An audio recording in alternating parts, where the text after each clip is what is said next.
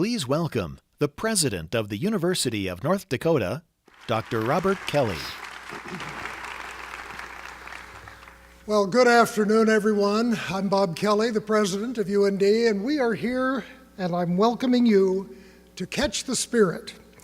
We're here today to celebrate the North Dakota Spirit, the university's campaign for UND. We launched this campaign to bring UND to new levels of distinction.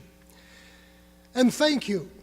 Thank you to all of our donors, our volunteers, everyone who has partnered to support UND's commitment to its passionate students, inspirational educators, innovative programs, and extraordinary places.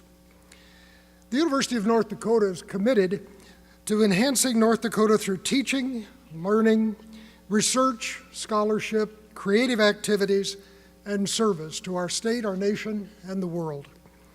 These tenets form the foundation from which we will continue to build this exceptional university. UND is all about the development of what you might call human infrastructure.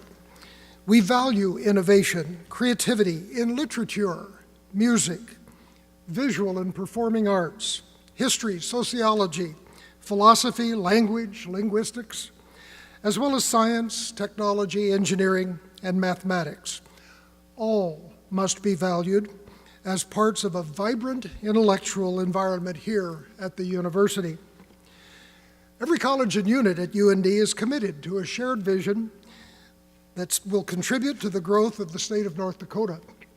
Your support for this campaign has given us an opportunity to move UND and North Dakota from great to exceptional. While many people have participated in our campaign, I want to recognize the very, very special efforts of our National Campaign Steering Committee. They're seated right here in front of me. I'm going to ask you to stand so we can recognize all of you. National Campaign Steering Committee.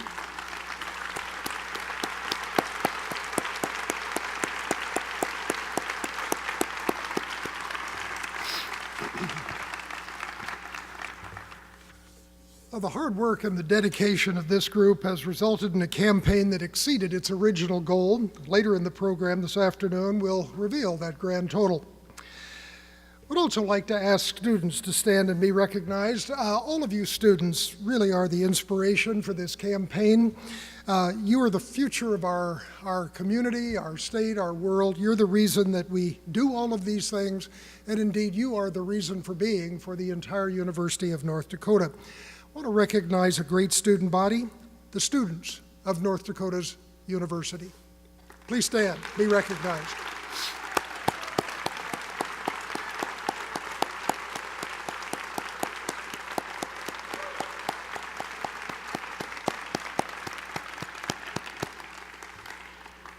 I know that there are many others in the auditorium this afternoon that deserve a great deal of thanks. You're going to be meeting some of them here during our presentation, but I just want to say thanks to everyone around the community and even our state, the region, who have helped create a very, very positive outcome for the campaign. We are indeed catching the spirit. Well, every student who's here today has the capability of bringing a great set of values, talents, critical thinking, problem solving to a new global society. And the Spirit Campaign is all about you and your future. So here are some of our students talking about the benefits of the Spirit Campaign. My name is Max Johnson, and I am a senior at the University of North Dakota. My name is Carrie Sandstrom, and I'm a sophomore at UND. I'm Dai Doe, and I'm a junior at UND. I'm from Bismarck, North Dakota. Growing up in Watford City, small town North Dakota, was really nice for me. I'm originally from Woodbury, Minnesota. My family is all from Western North Dakota, all from the Watford City area. My parents are originally from Nigeria. Both my parents are judges, so I grew up with lawyers. I'm majoring in chemical engineering. I'm a double major in communications and international studies. I came to UND essentially to pursue an engineering degree that would allow me to return to my home area to work in the oil field. I'd love to work for a news outlet that does coverage in the Middle East. That would be the dream job. Being a Scholarship athlete also always has its perks. I don't have to worry about finding a job. I don't always have to worry about how I'm going to have to pay this off or any student loans that I'd have to take out. There's always lessons that are taught on the field that I always transfer on and off the field. Being able to, work with other people is definitely important. I feel as though that will be an essential key for me in the real world. Working at the Dakota Student has been the best opportunity possible. It makes it really easy to write a paper when a campus is already doing lots of cool things that deserve recognition. I knew that I didn't want to graduate with tons of loans because as a journalist, if you graduate with tons of loans, you're kind of stuck in certain places. You don't have the opportunities to try different things or maybe take jobs that aren't going to pay you as well. Being named a presidential scholar and receiving that money from the Spirit campaign, it was a really big relief. I was pretty ecstatic when I found out about the program and I got in it right away. I want to thank the entire Spirit campaign for allowing the university to be able to add petroleum engineering. The professors at UND, especially in the petroleum department, are very exceptional. With it being a new department, they are just trying so hard to make it the prestigious department that it can be. Thanks to the Spirit campaign, the UND student athletes are going to have this great high performance facility, one of the best around here, and I think that'll really allow us to be in position to be one of the top FCS, if not college programs around the country. The people, the community, the academics, everything here is exceptional, and the people work to keep it that way. Obviously our academics, our athletics, just socially as a university, everything as far as I'm concerned is top notch. I feel as though I can go out tomorrow and really just accomplish whatever I want to. There's nowhere else I would have rather come to college.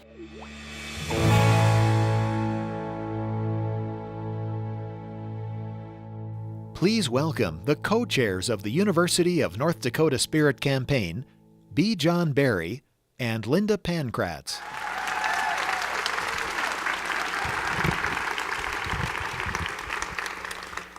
Good afternoon.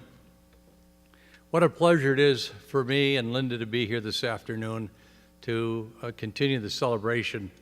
As we celebrate this successful campaign, the North Dakota Spirit, the University of North Dakota and its constituency, in particular all of you students that are here today and the ones that aren't with us today, have a lot to consider the thoughtful part that the campaign has brought to further the endeavor of students in higher education here at the University of North Dakota. When I was a student here many, many years ago, a very famous individual, has become very famous over the years here on the campus. His name was Chester Fritz.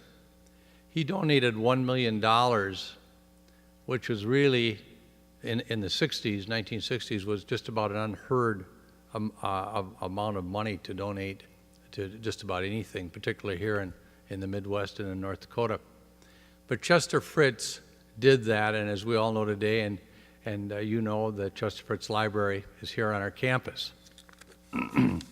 The impact of giving and philanthropy on the university has had a profound effect, and it's been known for a long time that the support from a philanthropic standpoint is essential to assisting and working in the growth and sustainability of higher education. We in this campaign that has just completed the last between 7 and 8 years had in excess of 38,000 donors to this campaign.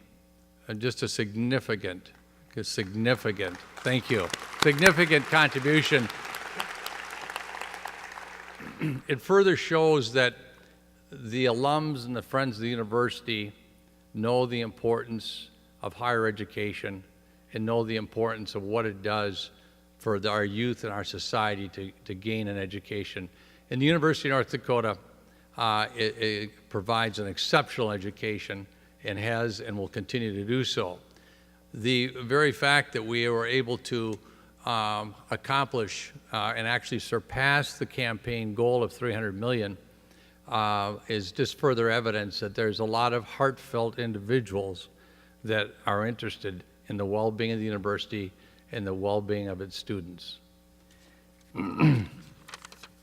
The national campaign is not only proud of the programs and the money we've brought to the programs, but is proud of the students, as I said a moment ago, but is also proud that they have, through this campaign, the ability to provide additional scholarships for students, also new and innovative programs. And another fact that is equally important is the faculty and staff and deans of colleges that are here that have the same interest and the same values and the same ideas that we here that have North Dakota roots represent. The University of North Dakota, together, we've taken the university from great to exceptional. You heard that just a little earlier, or maybe you've heard it a number of times, but Dr. Kelly mentioned that a few moments ago. As we look to the future, we know that the campaign that just finished is just one step of many steps in furthering the financial support to the university so they can fulfill and implement their strategic mission. On a personal note, being part of the steering committee has allowed me to meet many remarkable people that I did not know, and without the experience as a co-chair of that campaign committee, I would not know today. But one who is very outstanding and very impressive is my co-chair, Linda Pankratz. At this time, I'd like to introduce Linda to you. Ooh, I like that. Good job. Thank you, John. The feelings are mutual. Over the years, when I've had a chance to talk to students here at UND, I would often say, in whatever field you choose, to truly achieve, you need to aim high, dream big, work hard, love what you do, and be passionate. So when I was asked to co-chair the national campaign with John, I couldn't say no, because I was immediately struck by the fact that we were really aiming high. Our largest campaign to date had been $20 million. And I was really excited by the vision for UND, the potential, and of course, the people. And personally, I was motivated to give back to a university that had done so much for me. Like many of you, my college experience was transformational. As an ordinary girl from Grand Forks, I received an extraordinary education that changed my opportunities and changed my life. UND really helped me to see what was possible, and for that, I'll be eternally grateful. As it turns out, John and I were not the only people to be passionate about UND. We're happy to report that our alumni family is strong and growing, and they are full of the North Dakota spirit. And it's been really humbling for us to see their generosity and to see that we are all incredibly proud of our students, all of you, our university, and our state. As a matter of fact, over the last few weeks, we've been receiving video greetings, appropriate video greetings, from our alumni around the world. From our alumni around the world. Some just used their cell phone. Others had access to very professional studios. So while the video technology they used was very different, the one thing that we all have in common is their love for UND. Here are just a few of those video greetings.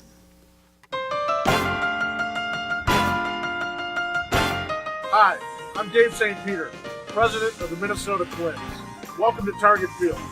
I'm also a proud graduate of the University of North Dakota, class of 1989.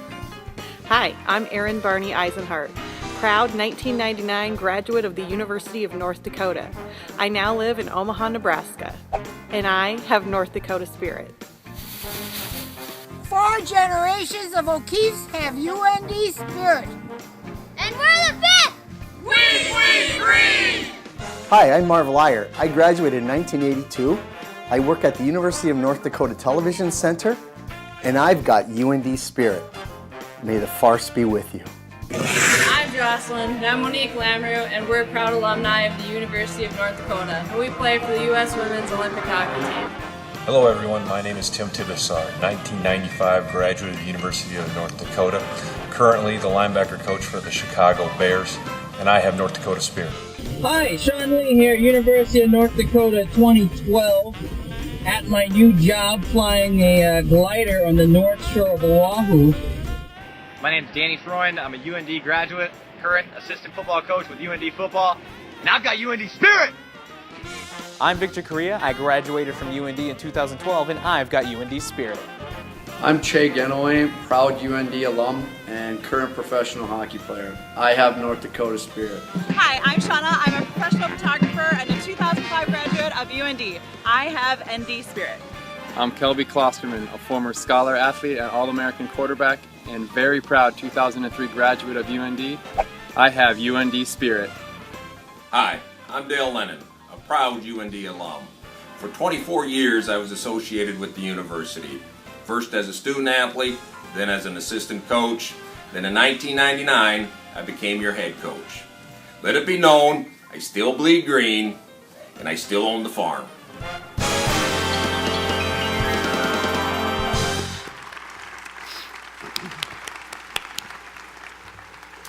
Oh, those are great. Now it's our pleasure to introduce one of the co-founders of the company Life is Good. Bert Jacobs and his brother John created a brand that focuses on being optimistic, on the power of optimism and giving. And quite frankly, we actually experienced the positiveness of all of that during the campaign. There was this unwavering optimism that really fueled our campaign through the good times and the bad. Life is Good started selling their products out of an old van in 1989. Today, Life is Good merchandise can be found in more than 3,500 retailers, 6 company stores, and the website lifeisgood.com.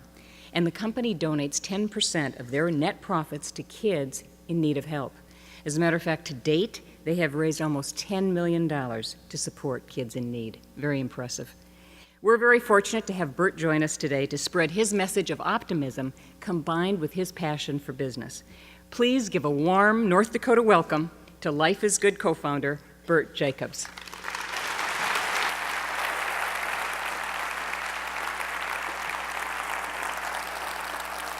Thanks, Linda. How's everybody feeling? Raise your hand if you can catch a Frisbee. Let's see about that. Come on now. It's a hockey school. So, I spent the day on campus. You got a nice campus here. I wish I was a freshman.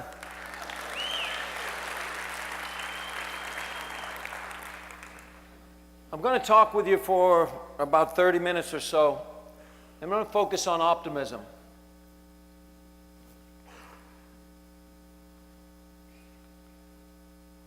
Here's my boy. He's not my boy, actually, it's my brother's boy. This is Oliver. He's my nephew.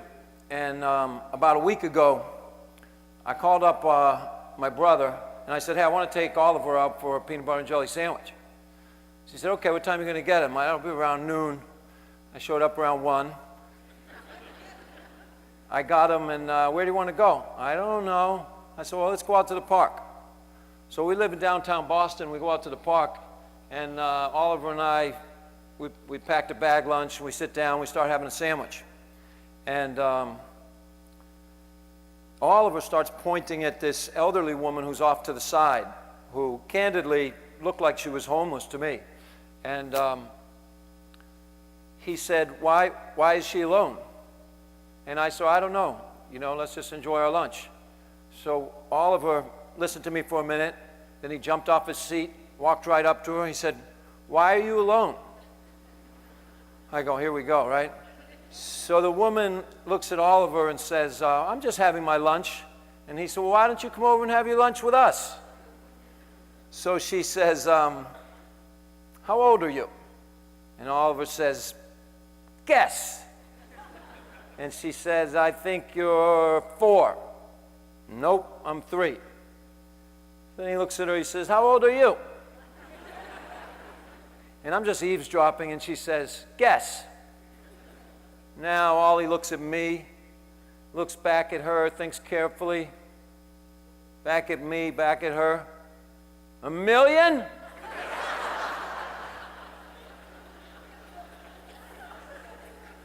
So she started laughing, and we all started laughing, and before you know it, she was over having lunch with us, and we made a new friend, and actually a few nights later, we invited her to something. The point of the story is that when you're a little kid, everybody in this room was a little kid, and when you're a little kid, you live your life wide open like this, right? But as we get older, we have a tendency to move into this position, right? We have a tendency to become skeptical, pessimistic. We're not so open-minded.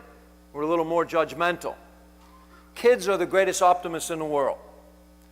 And the thing that's funny about people, no matter where you go, is that everyone in the world wants to be happy.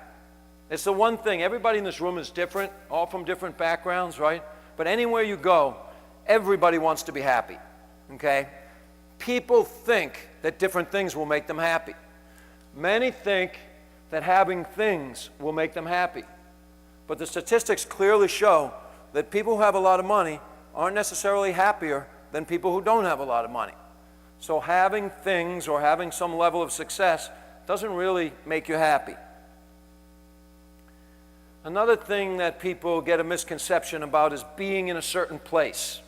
If I'm here, if I'm on the beach in a hammock for the rest of my life, I'll be happy. But most people would last about 2 days on the beach before they had to do something else. So what is it that makes you happy? At Life is Good, we believe it's your disposition. It's your view of the world. It's the way we look at things every day, okay? Now, everybody knows that optimism is more fun than pessimism. There's no question about it, okay? Nobody will sit there and say being a pessimist is more enjoyable than being an optimist. Nobody likes even being around a pessimist, okay?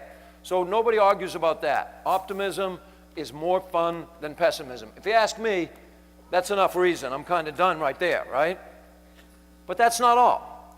Optimism is actually powerful, and that's what Life is Good is about. Life is Good is about the way we view the world, and seeing the world as half full versus half empty makes a difference in your life. It doesn't just put a bounce in your step, but it makes you magnetic. It makes things happen. It connects you to other people, okay? We believe at Life is Good, it's the world's greatest secret. It's the most simple thing in the world. My dad spent his life working in a machine shop, okay? He was a blue-collar guy, but he's a happy person. And he believed that every day we have a choice. You get up in the morning and you can be part of the problem or you can be part of the solution. That's a choice every day we get out of bed. Are you going to complain and blame everything on the government like everybody's doing right now? Or are you going to be part of the solution, right? There's always a choice to be made every single day. At Life is Good, we believe that once you choose to be optimistic, you enable something that we call superpowers. And superpowers are things that are accessible to everybody. Superpowers are things like wisdom, things like a sense of humor, things like creativity, things like having fun, compassion, love. Those 10 superpowers right there, we believe rule the world. They're things that everyone has access to. And that's what Life is Good does. Life is Good is very simple. We project out an image of those superpowers and we let people make of them what they will. So where did all this start?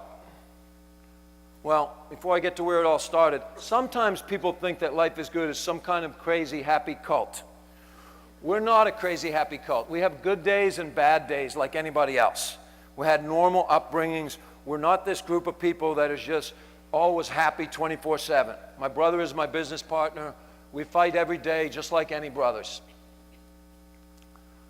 But where it started is here. Now that, thank God, is not me. That's my brother. And when John was a kid, we used to tease him. I have 2 older sisters and 2 older brothers. And we used to tell him that, it's so mean, but in those days you didn't know the difference. We used to tell him that because he had red hair, they won't allow him to be a citizen. He said equally bad things back. But, you know, it's funny, like these days we have our Kids Foundation and we do a lot of good work for children, and people sometimes ask us, did you guys overcome some great adversity? And I always wish I had this picture because, you know, when you grow up looking like that, you know how to overcome challenge. Now that, on the other hand, is a good-looking kid. Hands down, right? I made an early move with the power suit. We knew who was going to be the CEO. So this is my brother and I in our bunk beds, and we grew up in Boston, and we're the youngest of 6 kids. I mentioned that my dad worked in a machine shop.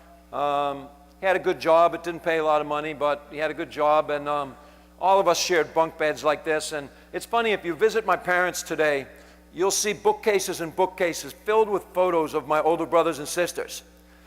But this is one of 3 photos of our childhood. I think they just had too many kids. They burnt out and they lost the camera, apparently.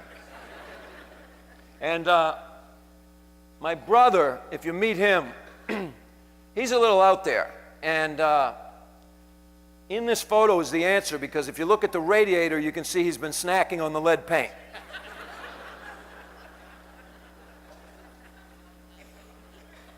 That's it. Thank you very much. Who can catch another Frisbee out there? What is this surface? Can it skip? We're going to try to skip one. Okay, somebody, you got to stand up and catch it. Somebody. Oh, look at those hands. Nicely done. Yeah, so, you know, the thing is, when I look at that photo, I can forgive my mom for only having the 3 pictures. No big deal. If I had 6 kids, I'd probably lose the camera too. But how about putting some sheets on the bed? Is that too much to ask?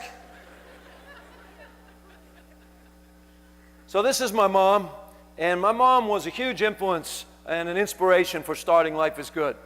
As I mentioned, we didn't have everything as kids, but we had some good traditions, and one of those traditions was that everybody would sit down together, all 8 of us, and eat dinner at 6 o'clock. And no matter what was happening, you better have your ass in that seat at 6 o'clock. So my mom would sit everybody down, and there were always interesting things going on.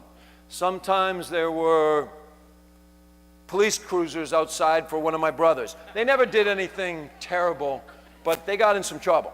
And so there was always activity. Let's just call it activity. There was a normal amount of dysfunction for a Boston household anyway.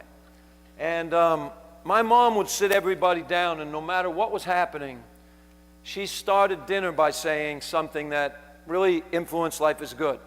And we use it in our meetings all the time.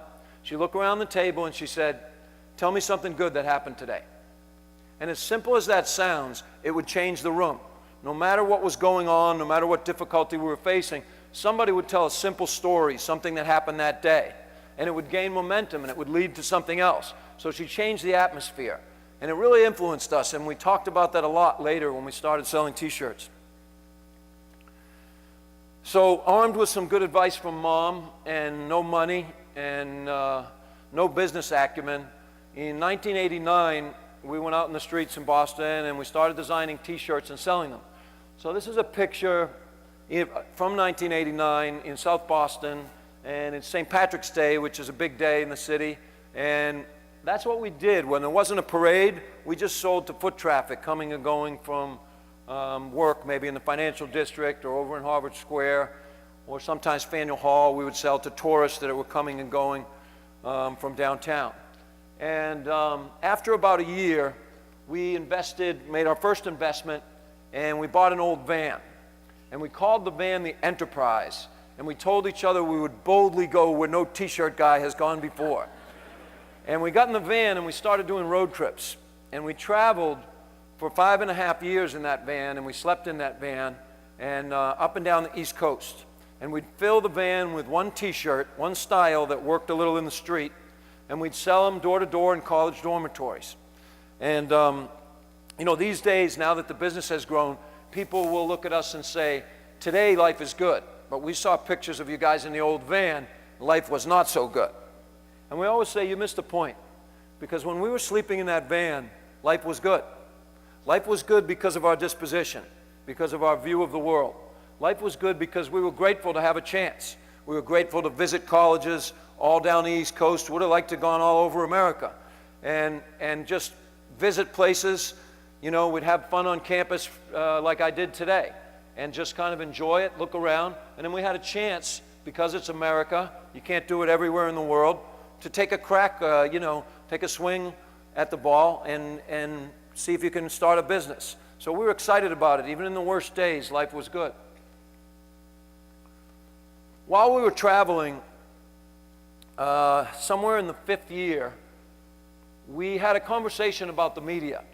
And we talked about how the media inundates our culture with negative information, always reinforcing what's wrong with the world, over and over, rarely reinforcing what's right with the world. And we talked about what that must do to our psyche, right? So if you watch the 6 o'clock news, it's really not the 6 o'clock news. It's more like the 6 o'clock violent murder report, right? And that's why sometimes we don't want to watch it. And we thought, why? So we asked around a little bit, and what we found out is that the media has a tendency to prey on our fears, okay? It sells. People are drawn to their fears. So it sells and it works. So our thought was, could we possibly design something, a brand that we could take to market that focused on what's right with the world? And because it focused on what's right with the world, it wasn't just fun, it became powerful. So that was the concept. And my brother took that idea and he drew the first Jake. So that's the first Jake. He drew it while we were driving in the van, and he drew it with magic marker and crayon. And, you know, it was a good contribution. Unfortunately, it was 19 years ago. He's still my business partner, and it's the only contribution he's made. I am waiting. So, yeah, so what we did in those days when we came back to Boston after a road trip, we'd throw a good old-fashioned party. And so we'd have all of our friends come over, we'd get a keg of beer, and we'd tell all the stories, what happened on the road, and we'd put all our artwork up on the walls. And we put, it didn't say life is good, but we put Jake, okay, that's the character's name, up on the wall. And we asked our friends to write right on the walls. It was a bit of a dive that we had, and so people were writing what they liked and what they didn't like. Well, when we woke up in the morning, there were more things written around Jake, that drawing, than anything we'd ever seen. And we thought, we've got to do something with this guy. And when we started reading them, one of the girls who came to the party, she kind of gave it to us. And that's one lesson we've learned in business and life is you don't have to figure everything out. If you listen, right, if you're not always the one talking and you really listen, people will give you the answers and people will help you. And people have helped us build this business all along. So that girl came to the party and she put an arrow and it said, this guy's got life figured out. Really simple. Well, in the morning, we took this guy's got life figured out and we distilled that into 3 simple words, life is good. And we thought, let's try it. So a day later, 2 days later, we got out in the street. And in those days, buy a shirt and feed the skinny man, we would do anything to sell a t-shirt. And so that's John, and that's the first Life is Good shirt that he has on. And we had 48 of them that we printed up. And we sold 48 t-shirts in 45 minutes.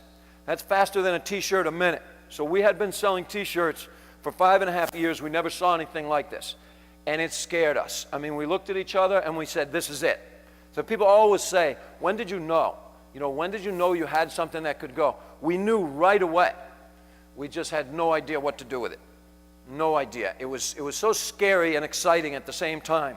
But that was sort of one of those moments that, you know, I'll never forget. So we decided to go home. We talked about it. And we thought the logical thing to do was go down to Cape Cod, right, south of Boston, and take a swim in the ocean and try to figure it out. Logical, right? So we went down and we drove the van down there and we went for a dive in the ocean. And we talked about what we should do. We said, well, we're down in Cape Cod. Why don't we go to one of these t-shirt shops? We had never sold to a store, never sold in retail. We only sold in the street and college dorms. Said, this is it. This is our new thing. Let's go try it. So we went and we sold 24 shirts to this one shop. Called it a day and went back up to Boston. Now, about a week later, the woman called from the shop. And she said, hey, we sold all 24 shirts. Best-selling t-shirt we have in the store. So we want to get more. I said, great, we'll send you more. She said, I got a question for you, though. My husband and I, our shop is right next to an ice cream shop. I said, yeah, what's the point? And she said, well, we were talking and we think life is pretty good when you're having an ice cream. I said, yeah, what's the point? She said, well, does this guy eat ice cream? This guy Jake, does he eat ice cream? I said, no, but he will. So the business started growing. And then she actually called her sister-in-law, who had a store up in Vermont, and the store was on a bike path. So then the sister-in-law calls. She says, yeah, my sister says that she's got these great shirts, and you got the ice cream, and you got the regular one that's just Jake. We're on the bike path. Does this guy ride a bike? Now I got smart. I said, he will if you pay in advance. So Jake started riding a bike. And Jake pretty soon started doing anything that represented a healthy lifestyle. Anything at all. So no matter what it is that people love, Jake and his dog Rocket started celebrating those things. And it really was and is as simple as that. We just sort of looked around and didn't figure it out. We listened to people, and they would send us ideas. And if somebody was willing to buy it, we were willing to make it. As long as it was healthy, as long as we felt it was representative of the idea the brand began with, the idea that your disposition is powerful. So the business starts to grow. So in between 94 and 2000, in 6 years, it kind of took over. We weren't doing anything else but making Life is Good t-shirts. Now in those 6 years, it grew to $3 million. I think we thought we were on top of the world, okay?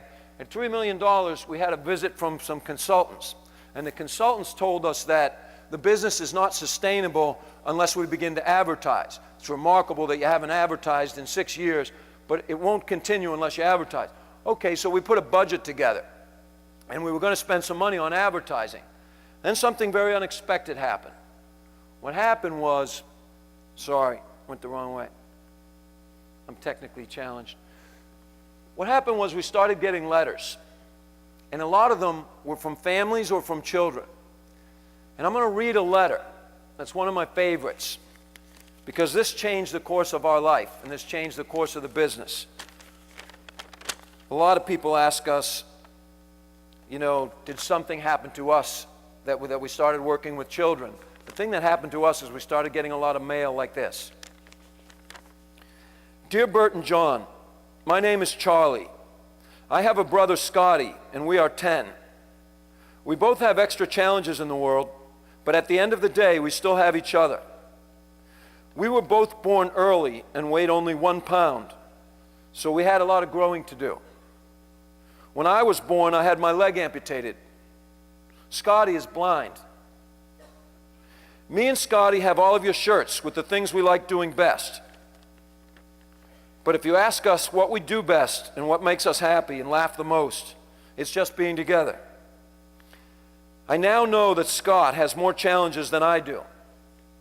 I love that line because the kid's 10 years old. You know, he's saying it like he's been around the world. I now know that Scott has more challenges than I do.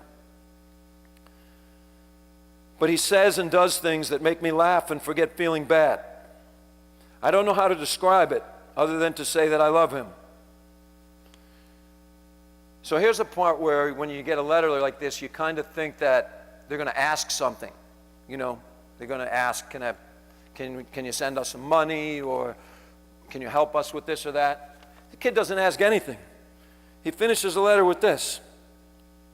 You're lucky to have a brother too. He doesn't know my brother. I hope you two do fun things together. Your friends, Charlie and Scotty. You get a letter like that in the middle of the day, when all you're doing is trying to build a little business and have your little dream. Anybody that could read a letter like that and not do something about it is just not a human being. I mean, we got so many letters like that we just sat down one day with piles of them one day. I kept putting them in the file, and I was actually saying to my brother, why are these people writing? Like, we're just trying to make the business, like they're sharing really personal things. And then finally it dawned on us. Let's take the money that we were going to put into the advertising campaign, and instead, you know, let's put it into something more meaningful. Let's help the kids. And what it led to at Life is Good was a very simple phrase, and it drives us every day. We never say the words have to again, okay? We grew up like anybody else saying, I have to do the laundry. I have to go grocery shopping.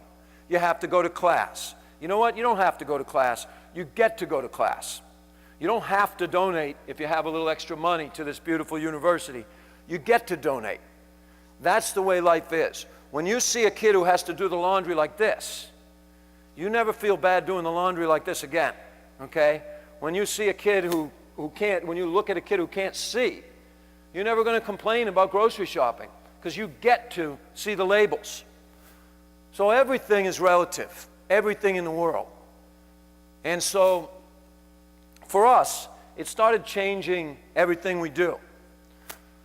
We started donating 10% of profitability to help kids.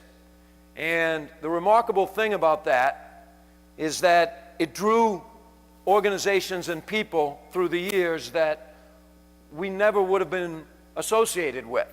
We weren't just a business. We were a business that was making the world a better place.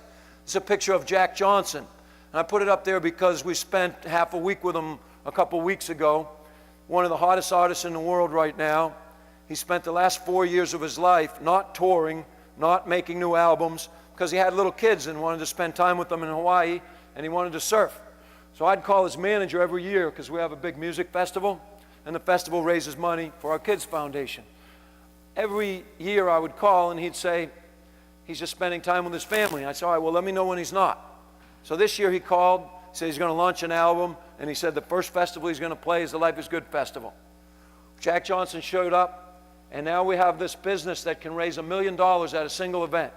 $1 million. So every penny from all the food that was sold there, from the tickets, from the beer sales, from everything that went on at the Life is Good Festival, we had 30,000 people. And they all came out.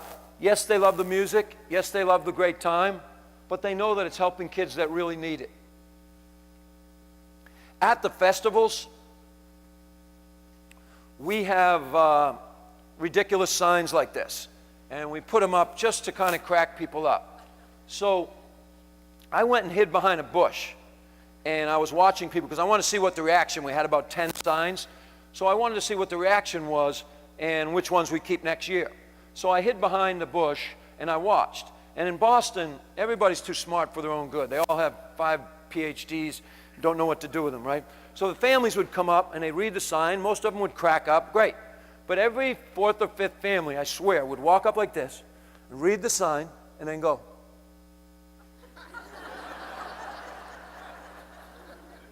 I mean, you just want to hug them. So we have fun at it. The point is that it's a fundraiser, but we make it enjoyable. Everything about Life is Good is about celebrating life. So I think it's wonderful, and I don't knock it at all, that for the Avon Foundation, people go out and walk 50 miles or go out and run a marathon. For those who can do that, it's fantastic. But for Life is Good, just to come out and enjoy a day, and everybody who comes there gets sponsored by their friends. So it's almost silly. They call their friends and say, will you sponsor me? I'm going to a party. And you know what? People at first, they have a little back and forth, and in the end, they say, here's 20 bucks. So the people who raise the most, they get the best seating there, they get the open bar, they get meet and greet with the artists, they get all of the perks of the event. We don't have a VIP, we have a VGP. It's called Very Good People. And the only one who gets in there, we don't care if you play in the major leagues, we don't care if you're a Hollywood star. Those people call because they like to go to festivals. We say you donate the money, you get the perks. We don't care who you are. If there's somebody who's a nobody and they raise the money, they get all the perks at the event. So it works for us. Another interesting thing about the event is that it's family friendly. So we might have some of the greatest musicians in the world. We had Dave Matthews last year, we had Jason Mraz, we had Ben Harper. We've had a tremendous amount of musicians and 30 bands every year. The Avett Brothers have been good to us. Lots of great bands, right? But we allow little kids to come to the event. And the criticism was, you can't have a rock concert and like a toddler event. You got to have one or the other. You got to make your mind up. You know what? We have both, and it doesn't bother anybody. It doesn't bother anybody. I have no idea what this kid is looking at, but we blew his mind.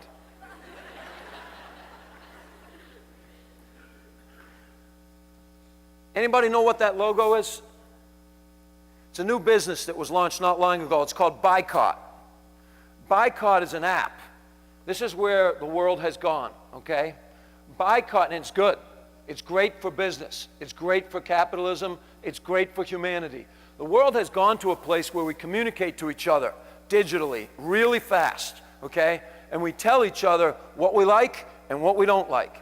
Buycott is an app, and you can go to any store with that app, and you plug in the social causes that you care about, whatever they are.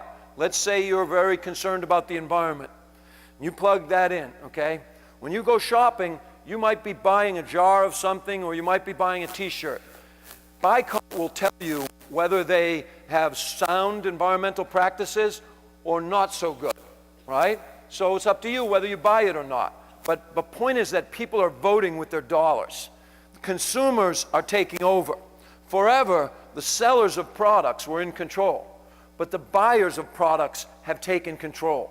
And actually, that's a good thing. So because we communicate to each other, consumers will now either build your business or destroy your business. And it's good because the world is getting more educated. It's good to us because while we weren't the smartest business people all the time, we were authentic in our approach of helping children. And so our consumer base built our business. They built it from $3 million to $100 million. And I can't even tell you what happened in between. We've been running around doing our thing, and at times, those same consultants, we had pumpkin festivals and music festivals. We rented Fenway Park one year. We've taken a lot of strange risks and done a lot of things for kids, and we raised, at this point, over 11, almost $12 million for kids in need. The charity focuses on kids that face poverty, violence, or life-threatening illnesses like cancer. Basically, anything that threatens a child's life. The amazing thing is that we're not smart enough to have built this business, okay? The consumers, our customers, built it with us, and we're going to keep building it with them. We're going to keep doing the things that our customers care about, because they're the same things that our customers care about. And selfishly, it helps build our business. So the business has grown. We have one, but it's not even really up to date. It's a little bit bigger right now in community. 1.8 million on Facebook, a little over 100 million in sales.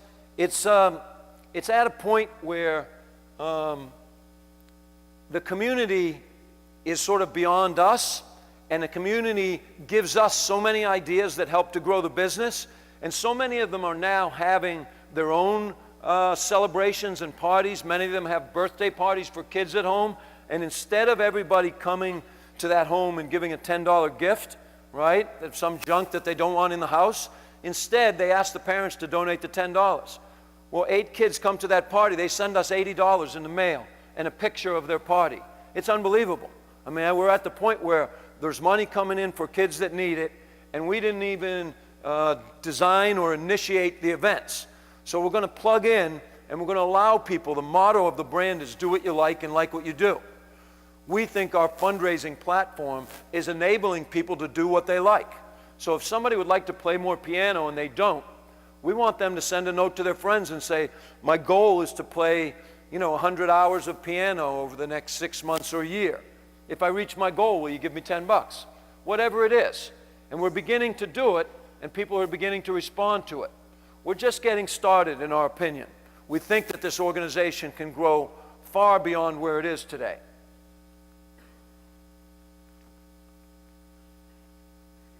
See that? It worked. Sometimes you got to go around the back.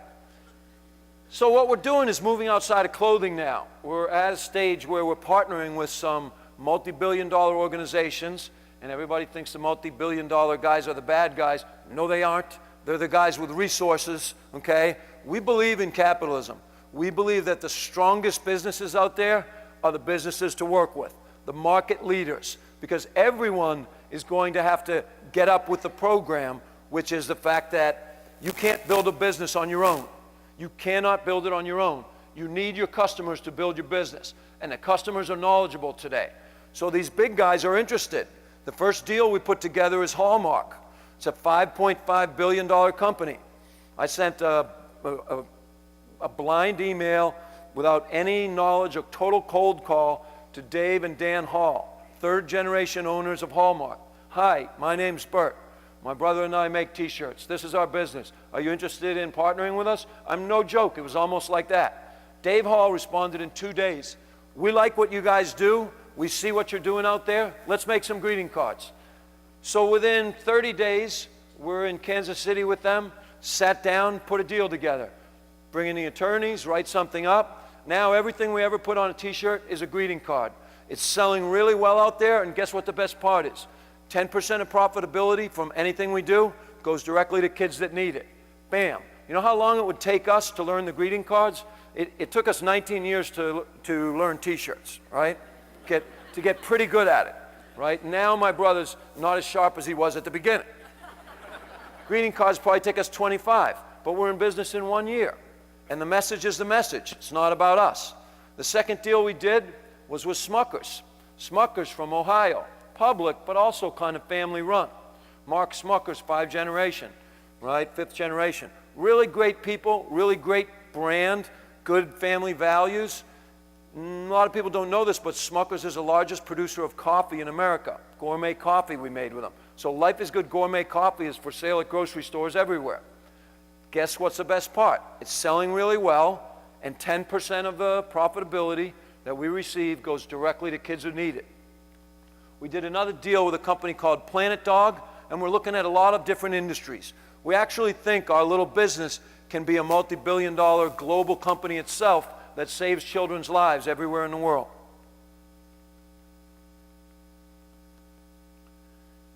Well, that's it for me. Our motto is do what you like what you do.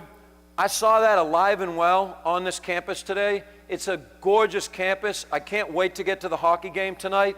I want to give a huge congratulations for $300 million. How about $300 million bucks?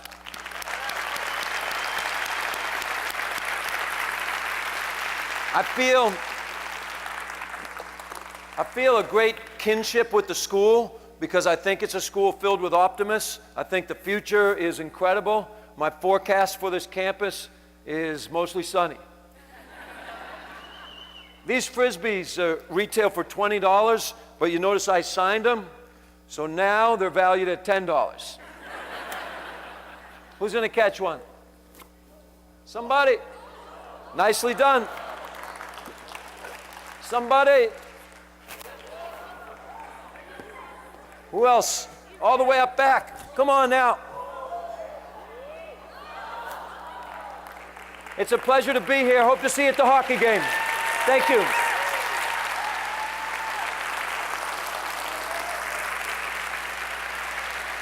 Give it up for Bert Jacobs. Thanks, Bob. Glad you're here. Very glad Appreciate you're it. here. Appreciate it very much. And if you think I'm being mean to my brother, he's somewhere talking smack about me. Bert, we here on the Middle Coast wanted to give you something that you might be able to use to enjoy. We got you a shirt. Uh-oh. Before I give you this shirt, though, I've got a personal question. What in the world do you have against red-haired people and citizens? Come on, answer that. I want you to take this Humor out. is a superpower. Yeah. I want you to take this out, kind of show it off a little bit. Oh, I'm going to need this tonight. Absolutely. Yeah.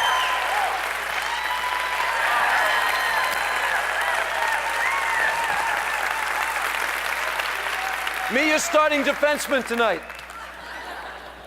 Yeah, you started 7:02. Be on the ice. Keep your stick on the ice. Okay, here we go.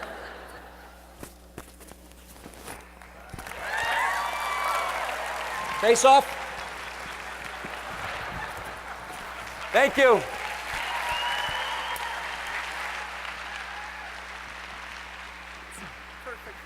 Nice, I love Ladies it. and gentlemen, it's Bert Jacobs, Life is Good. And life is good here at the University of North Dakota.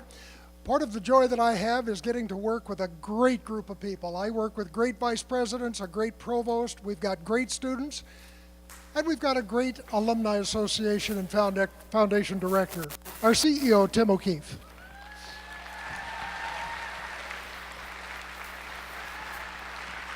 Thank you, Bob. Here we are. 3 Let's do years this. after we launched the public campaign, 8 years. Life is good. Life is Here good. we are. Can you believe this time has passed so quickly?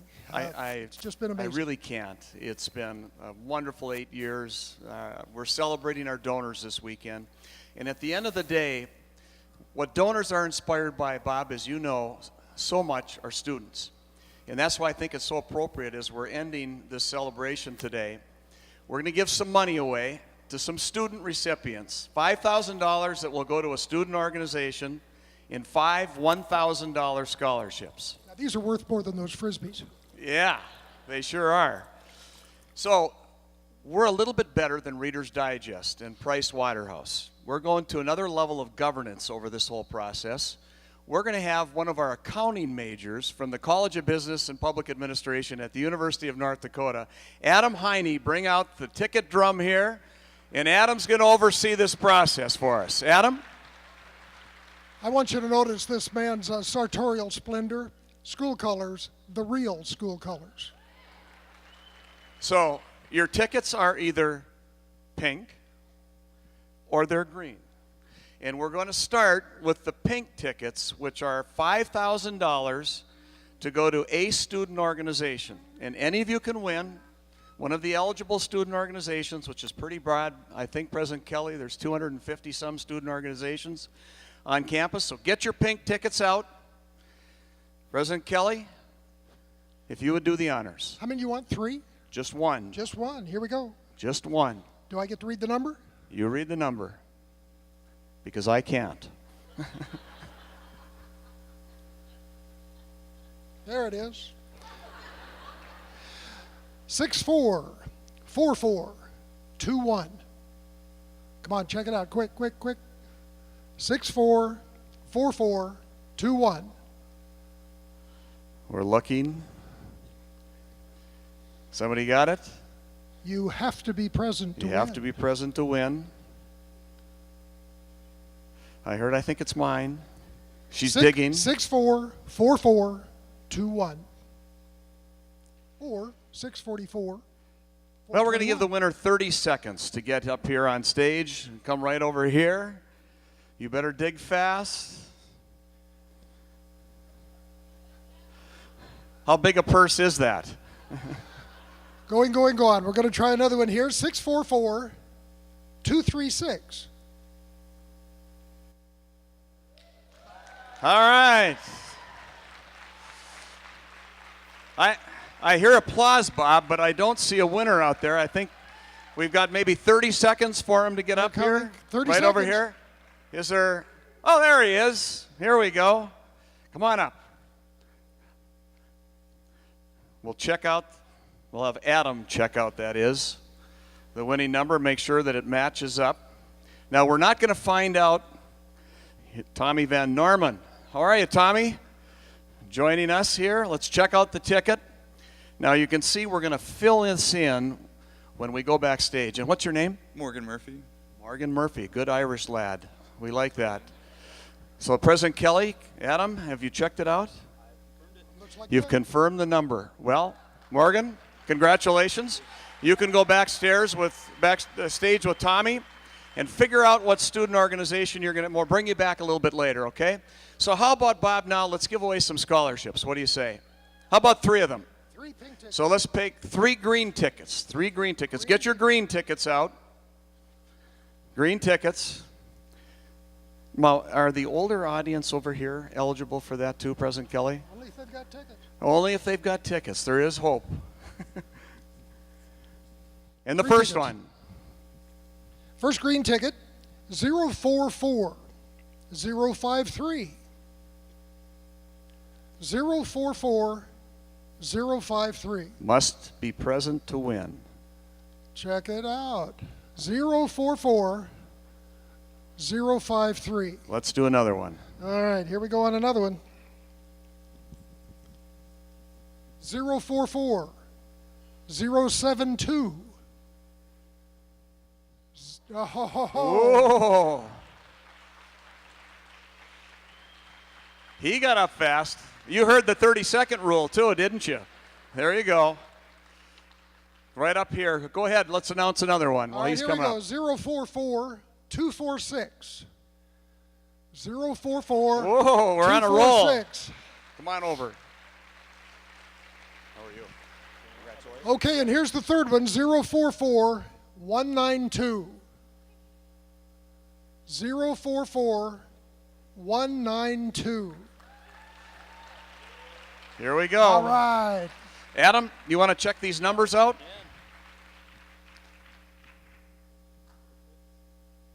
Now let's bring you on over here. President Kelly will find out your name. I want to make sure, though, that life is good for all of you. Is life good so far today? Good. Tell me your name real quick. Matt Johnson. Hey, Matt. There you go. Thomas O'Shea. Look at the other one here. Where are you from, Matt? Vancouver, Washington. Vancouver. Thomas? Harvey, North Dakota. Harvey. Come on over. Tell me your name real quick. Tyler Schaefer. Hey, I'm Tyler. from Grand Forks, actually. Grand Forks. We've got 3 winners. All right. You guys backstage, congratulations. Go right back there. Yep. Congratulations. All right, we've got 2 more $1,000 scholarships to give away. President Kelly?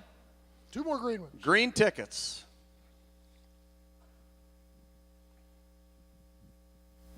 All right, here we go. First one is 044 504. 044 504. All right. There it is. Congratulations. And one more. One more to give. One more here, 044 556. 044 556. 10, 9. You got it? 8. 044 All right, let's draw another one. 556.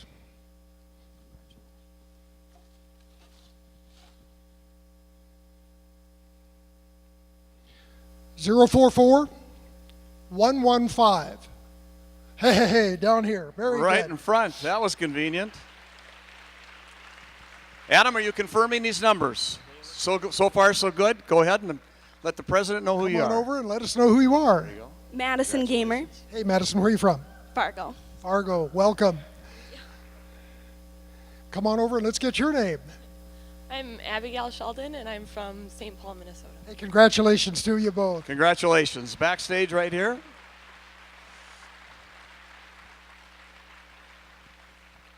Well, I think Adam did a great job here. Yeah, don't let's you hear it think? for Adam. Huh? How about it for Adam? Yep. Well, I bet our friend Tommy Van Norman is ready backstage here to bring our student organization winner out. Let's bring him out and find out who it is. Bring him out. I think we're ready. Which organization's going to benefit? Oh, the suspense, Tommy. He's well trained. You see that? Upside down. Everything today is about suspense. Well, Morgan, let's turn it over and see what it is. Sigma Phi Epsilon. Sig Eps. How about a round of applause, please, for Morgan? Sigma Phi. Congratulations. You bet. So, Morgan, why did you choose this organization? You know, I was thinking about the whole time he was talking about life is good, and life has been good to every single one of my brothers, and whenever we can give back to the community, we just love to, and I just think it's a great organization to be a part of, and I just think this is going to help us so much with all our future endeavors. So. Wonderful. Thank Hey, you. congratulations. Thank you. Congratulations. I don't think, President Kelly, we could have staged that any better. I think that went pretty smooth. Yeah, that was a wonderful response. Thank you, Morgan. Well, we've waited 8 years for this, to reveal this number, and we're so grateful to our campaign committee that put so much into this endeavor. We're so generous with their time, talent, and treasure. I know you believe, as I do, that philanthropy changes the world that we live in every day and makes our society better, is the separation between the United States and the rest of the world. So behind this curtain, Mr. President, we're about to find out what that final number is. How do you feel? Well, I'm waiting for a drum roll. Well, I'd like a drum roll, too. I think that's appropriate. And in fact, I think you all should get on your feet, please. Are you ready to see what that final number is? Let's get started right over here. Let's go.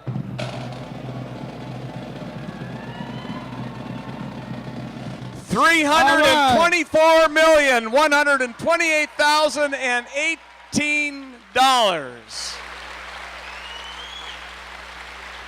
Woo!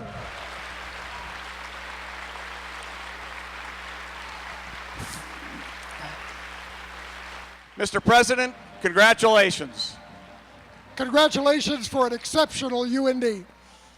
Well, ladies and gentlemen, thank you for joining us today. I'd like to ask our scholarship recipients to come back out. Morgan, the student organization, thank you very much for joining us today. It's a great day for the University of North Dakota. Life is good. Thank you.